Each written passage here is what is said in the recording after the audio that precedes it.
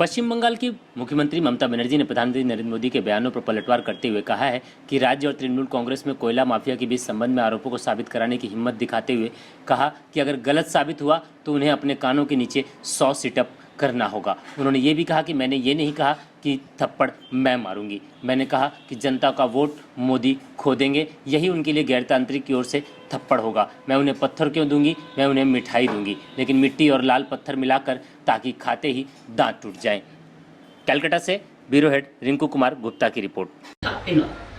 এখানে এসে বলে গেছে আমাকে থাপ্পড় মারবে বলেছে, আর ওটা গণতন্ত্রের থাপ্পড়, ভাষাটা ভালো করে বুঝুন।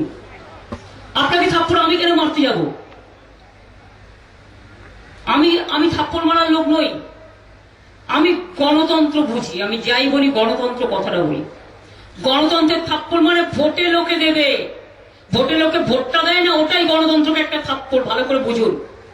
আর আমি আপনাকে পাথর মারবো কেন? আমি তো বলেছি মিষ্টি খাওয়াবো, মিষ্টিটা বলেছি মাটির মিষ্টি খাওয়াবো, তার মধ্যে কিচমিচ দেবো না, তার মধ্যে কাজু দেবো না, তার মধ্যে আমি লাল মিটির পাথর স্টোন চিপ দিয়ে দেবো, খেলেই দাঁত ভাঙবে।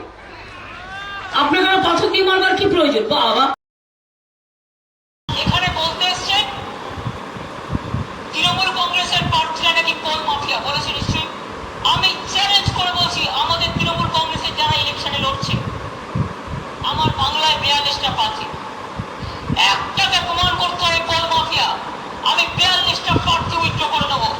আর তুমি যদি মিথ্যে